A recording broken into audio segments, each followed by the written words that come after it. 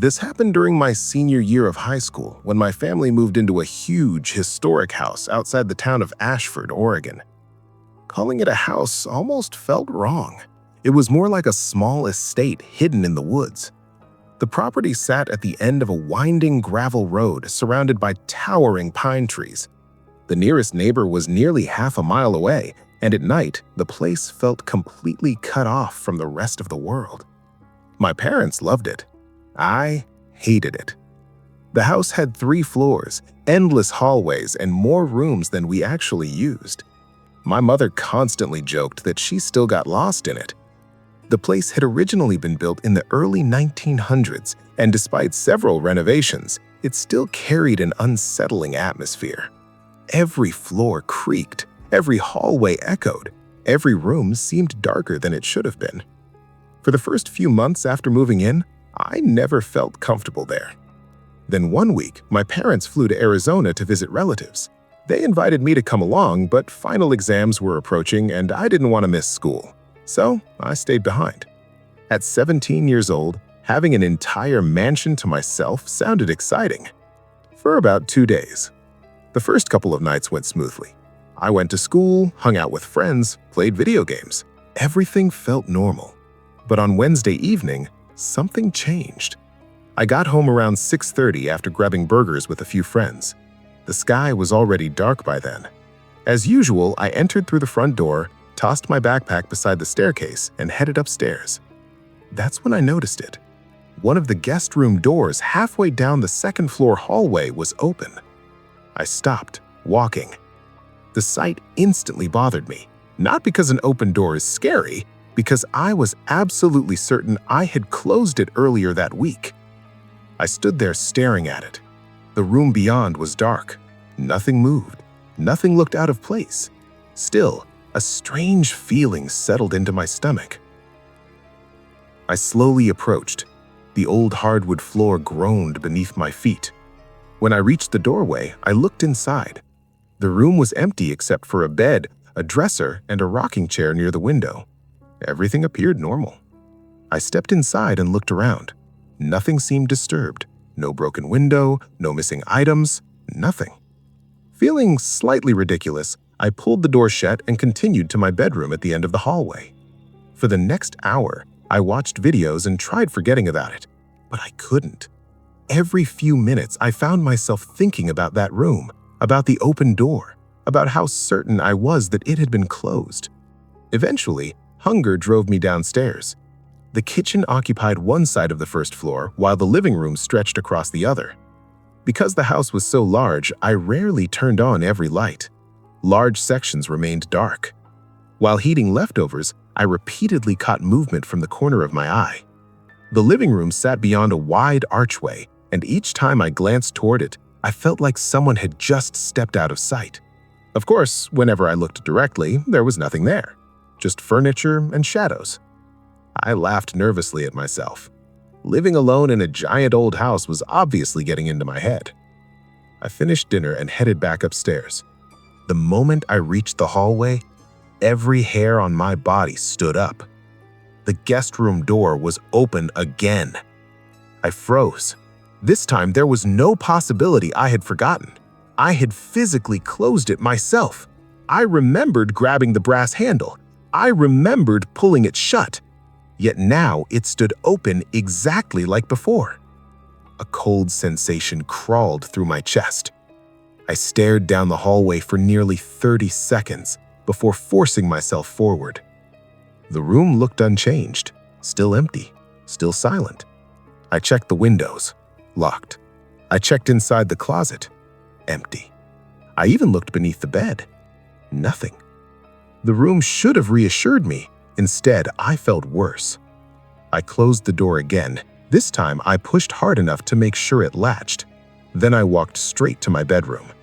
Once inside, I locked the door. I texted my parents. Quick question, has that guest room door ever opened by itself? My mother replied a few minutes later. No idea. Why? I told her it had opened twice. She assumed the house had settled, or maybe there was a draft somewhere. That explanation made sense, at least logically.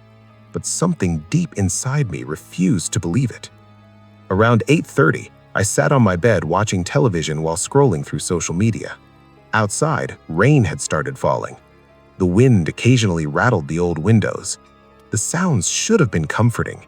Instead, they seemed to amplify the emptiness of the house. About 20 minutes later, I heard footsteps. Clear footsteps. Not creaks, not settling wood. Actual footsteps. They came from somewhere in the hallway. I instantly muted the television. Silence filled my room. Then another step. Slow, deliberate.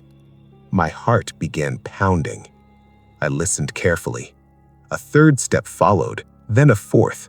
Someone was walking outside my bedroom. I remained frozen. The footsteps stopped directly beyond my door. For several seconds, there was complete silence. I could barely breathe. Then came a single knock, soft, almost polite. I stared at the door. Another knock followed, then another, each one spaced several seconds apart. Not loud, not aggressive, just enough to let me know someone was there. I swallowed hard. My mouth had gone completely dry. Every logical explanation disappeared from my mind. My parents were hundreds of miles away. Nobody should have been in that house. Yet, someone stood outside my bedroom door, and they were knocking. The third knock faded into silence. I sat frozen on the edge of my bed, staring at the bedroom door. Every instinct told me not to move. The house seemed to hold its breath with me. The rain continued tapping against the windows outside, but beyond that, there was nothing. No footsteps, no voices, no sounds from the hallway. Just silence. I forced myself to speak. "Who's there?" My voice came out weaker than I intended. No answer. I cleared my throat and tried again. "Who's out there?" Still nothing. The silence felt wrong. If it had been a friend playing a prank, they would have laughed by now. If it had been my parents somehow coming home early, they would have answered. Instead, whoever was standing outside my room remained completely quiet. Then I heard a faint scraping sound. A long, slow scrape, like metal dragging across wood. My stomach dropped. The sound came directly from the other side of the door. I slid off the bed and backed toward the far wall. The scraping continued. Slow, steady, deliberate. For several horrifying seconds, it moved across the door before finally stopping. I grabbed my phone and dialed 911. The operator answered almost immediately. I whispered my address and explained that I thought someone was inside my house. As I spoke, the door handle suddenly rattled. I nearly dropped the phone. The handle twisted left and right repeatedly. Whoever was out there was trying to get in. Fortunately, I had locked it earlier. The operator kept asking questions, trying to keep me calm, but my attention was completely fixed on the door. The handle stopped moving. A few moments later came 3 more soft knocks. Tap, tap, tap. Then nothing. No footsteps walking away, no voices, nothing. The operator told me officers were on their way. The nearest patrol units were coming from town, but because of how isolated the property was, it would take around 10 minutes. 10 minutes suddenly felt like an eternity. I remained in the corner of my room holding my phone. The door never moved again. The house remained completely silent. Every second felt longer than the last. Several times I thought I heard movement elsewhere in the house, but I couldn't tell if it was real or just my imagination. The rain outside grew heavier. Wind rattled the old windows.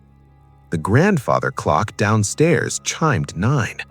Still no sounds outside my room. Eventually, red and blue lights flashed through my bedroom window. Relief washed over me so suddenly I nearly collapsed. The police had arrived. The operator instructed me to stay in my room until officers announced themselves. A few minutes later, I heard voices downstairs. Then, footsteps. This time, many footsteps. An officer finally called my name. I unlocked the door and stepped into the hallway. 3 officers were already searching the second floor. One of them immediately noticed the damage. A deep gouge stretched across the center of my bedroom door. The mark was fresh. The wood had splintered outward. Whatever had caused it had been sharp, very sharp. One officer ran his fingers along the cut. Looks like a knife. The words made my blood run cold. I followed them downstairs while they continued searching the house. Every room was checked, every closet, every bathroom, the attic, the basement. Nothing. Whoever had been inside was gone. The officers spent nearly an hour inspecting the property. Eventually, one of them found something near a side entrance on the first floor. A muddy footprint. Just one. The rain had partially washed it away, but it was enough to confirm someone had been there. Unfortunately, that was all they found. No fingerprints, no stolen items, no clear signs of forced entry. The house simply had too many possible access points. Many of the original windows still used century-old locks. Some barely worked at all. The officers believed someone likely entered while I was at school. The thought made me feel sick. That meant whoever it was may have been inside the house for hours before I ever came home. Maybe longer. One officer asked about the guest room. I explained everything. The open door, the feeling that something wasn't right, the footsteps, the knocking. He nodded thoughtfully. Then he said something that still bothers me. Sometimes people hide in vacant rooms when they're trying to stay unnoticed. I looked toward the staircase leading upstairs, toward that guest room. Suddenly, the open door made perfect sense. The realization hit me at once. The room hadn't been opening by itself. Someone had been using it. Someone had been inside that room, watching, waiting. The officers stayed until nearly midnight before finally leaving. I locked every door in the house, then dragged a dresser in front of my bedroom door. I barely slept. Every creak made me jump. Every gust of wind sounded like footsteps. The next afternoon, my parents booked the first available flight home. When they arrived, I told them everything. At first, they tried reassuring me, but after seeing the knife mark on the door for themselves, even they looked shaken. For the rest of that week, I noticed things that suddenly seemed different. Small things. A chair slightly moved in one of the spare rooms. A cabinet left open downstairs. A half-empty water bottle I didn't recognize sitting in the basement. Maybe they had innocent explanations. Maybe not. But after what happened, none of us felt comfortable in that house anymore. A few nights later, while standing near an upstairs window, I glanced toward the tree line bordering the property. For a brief moment, I thought I saw a person standing among the trees. Just a dark silhouette, watching the house. The figure vanished when I blinked. Maybe it was only a shadow. Maybe it wasn't. We never learned who had entered the house. The police never identified a suspect. No arrests were made. No answers ever came. A year later, my parents moved away and sold the property. The new owners renovated much of the house. Last I heard, they never reported anything unusual. Still, whenever I think back to that week, one detail always stands out. Not the footsteps, not the knife, not even the knocking. It's that guest room door. Because now I know it wasn't opening by itself. Every time I found it standing open, it meant one thing. Someone had been inside that room. And every time I closed it, they were still somewhere in that house, watching me, waiting for me to be alone again. This happened during one of the coldest winters I've ever experienced. At the time, I was living alone in a small rental house on the edge of a town called Millbrook, Pennsylvania. It wasn't a bad place. The neighborhood was quiet, the rent was affordable, and after spending long days commuting to the city for work, it was exactly the kind of place where I could come home and relax. Most Fridays followed the same routine. I'd finish work around 6, make the hour-long drive back home, take a shower, grab some food, and spend the rest of the night watching videos or playing games. That particular Friday started no differently. The weather had been miserable all week. Freezing rain coated the roads, and the sky had turned dark before I even left work. By the time I got home, I was exhausted. I kicked off my shoes, tossed my jacket over a chair, and immediately settled onto the couch. The house was small enough that from the living room I could see almost every room except the bedroom and bathroom. Normally, that made me feel comfortable. I liked knowing there weren't many places for anything to hide. That thought would come back to haunt me later. After a couple hours of gaming and watching random videos online, I realized I hadn't eaten dinner. The clock read 10:45 p.m. Most restaurants were already closing. The only thing still open nearby was a local pizza place called Romano's. I opened their app and ordered a large pepperoni pizza, garlic bread, and a bottle of soda. The estimated delivery time said 40 minutes.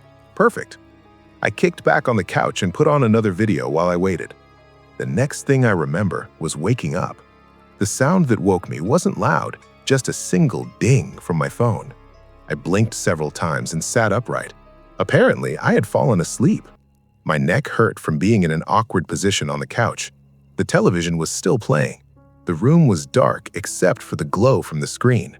I checked my phone. The pizza order had been delayed. A generic notification apologized for the inconvenience and said the restaurant was experiencing a high volume of orders. No big deal. I was tired anyway. I stretched out on the couch and resumed watching videos. Sometime later, I drifted off again. This time, I woke to the sound of my doorbell. Not once, repeatedly. Whoever was outside seemed impatient. I practically jumped off the couch. For a moment, I didn't even know where I was. Then I remembered the pizza. The room was completely dark now except for the television. I hurried to the front door. Still half asleep, I unlocked it and pulled it open. A man stood on my porch. The first thing I noticed was that he wasn't carrying any pizza. The second thing I noticed was how oddly dressed he was. He wore dark jeans, black boots, and a gray hooded sweatshirt with the hood pulled low over his face. His hands remained buried in the front pocket. For several seconds, neither of us said anything. I rubbed my eyes. "Sorry," I said. "I must have fallen asleep. How much do I owe you?" The man tilted his head slightly. His expression looked confused, almost like he hadn't expected me to ask that. "For the pizza," I clarified. The man stared at me. Then, slowly, he smiled. It wasn't a friendly smile. There was something uncomfortable about it, something rehearsed. Finally, he spoke. "You don't have to worry." His voice was calm. "The pizza's still coming." I frowned. That answer made no sense. If the pizza was still coming, why was he standing on my porch? The man continued smiling, just standing there, looking at me. Neither of us spoke. The silence stretched longer and longer until it became unbearable. Eventually, I just nodded. "Okay." The man didn't move, didn't say goodbye, didn't turn around. He simply kept staring at me. A strange feeling crept into my stomach. Without another word, I closed the door. The second it shut, I felt embarrassed. Maybe he was a neighbor. Maybe he was drunk. Maybe there was some explanation I wasn't thinking of because I had just woken up. I walked back to the couch and sat down. But the more I thought about the interaction, the stranger it seemed. The guy had acted as though he knew exactly why I opened the door, yet he clearly wasn't a delivery driver. I picked up my phone and checked the pizza app again. The order was still delayed. No updates, no driver assigned, nothing. I shrugged it off and returned to watching videos. Within 20 minutes, my eyelids were getting heavy again. The exhaustion from the work week finally caught up with me. Before long, I drifted off for a third time. I don't know how much time passed, maybe 10 minutes, maybe 20. Then I heard a sound. Click. My eyes opened. I remained still. The sound had been faint, so faint that I couldn't tell where it came from. At first, I assumed it was part of whatever video was playing, but then I realized the video had already ended. The television screen displayed a menu. The house was silent. I sat upright and listened. Nothing. No footsteps, no voices, no sounds at all. Still, something felt wrong, very wrong. I grabbed my phone. The lock screen immediately made my stomach drop. 4:07 a.m. I stared at the time. That couldn't be right. When I checked the order earlier, it hadn't even been midnight. Confused, I opened the pizza app. My order history appeared. The delivery never happened. The restaurant delayed the order around midnight, then canceled it completely at 12:48 a.m. The restaurant itself had closed nearly 3 hours ago. I felt a chill spread through my chest. If the order had been canceled, then who had been standing on my porch? I slowly stood up. The house suddenly felt different. The darkness felt heavier. The silence felt unnatural.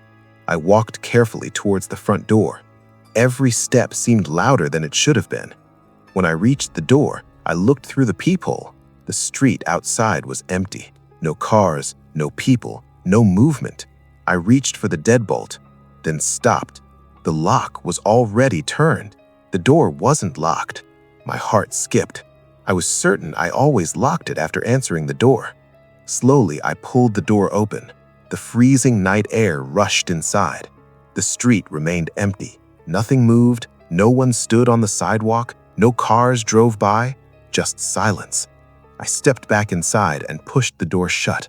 The instant I heard that click, every ounce of blood drained from my face, because it was the exact same sound that had woken me earlier. The sound hadn't come from outside, it had come from inside the house. The sound hadn't come from outside, it had come from inside the house. I stood frozen beside the front door. My hand still rested on the deadbolt. The realization hit me so suddenly that for a moment I couldn't process it. The click that woke me up had sounded exactly like a lock engaging, exactly like the sound the deadbolt had just made when I turned it. And if that sound had happened while I was asleep, then someone had either locked or unlocked a door inside my house. A house that should have contained only one person, me. The silence around me felt suffocating. I slowly turned toward the dark hallway leading deeper into the house. Nothing moved. Nothing made a sound. Yet every instinct in my body screamed that I wasn't alone. My mind immediately replayed the encounter on the porch. The hooded man, his strange smile, his nonsensical response. The pizza's still coming. At the time, I had been too tired to think clearly. Now it all felt different. It felt deliberate, like he had improvised a role the moment I mentioned pizza, like he had simply gone along with my assumption. The more I thought about it, the more horrifying the situation became. Why would a stranger be ringing my doorbell at 4 in the morning?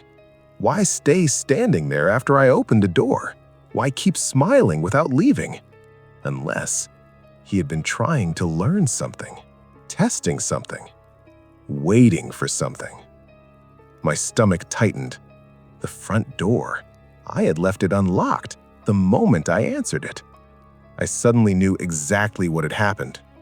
The man had waited for me to go back to sleep, then entered the house. A loud thump came from somewhere deeper inside. I nearly jumped out of my skin. The sound came from the direction of the kitchen, not loud enough to be accidental, not quiet enough to ignore. Something had moved. Someone had moved. Every ounce of hesitation vanished. I grabbed my phone from the nearby table and ran. I didn't stop to investigate, didn't stop to look, didn't stop to grab anything else. I unlocked the front door and sprinted outside barefoot. The freezing pavement shocked my feet, but adrenaline completely drowned it out. I ran across my front yard, across the street, past 2 neighboring houses. Only when I reached the far end of the block did I finally stop. My hands shook violently as I dialed 911. The dispatcher answered. I explained everything as quickly as possible. The strange visitor, the canceled pizza order, the unlocked door, the noise inside the house. Within minutes, patrol cars were on their way. Those few minutes felt endless. I stood under a streetlight staring toward my house. The front door was no longer visible from where I stood. Part of me expected to see someone emerge from the darkness, expected to see that hooded figure walk calmly out of my house and disappear. But nothing happened. Everything remained still. When the police finally arrived, I practically ran toward them. 3 officers approached the house while another remained with me. I watched from a distance as flashlights swept through the windows, room by room, minute after minute.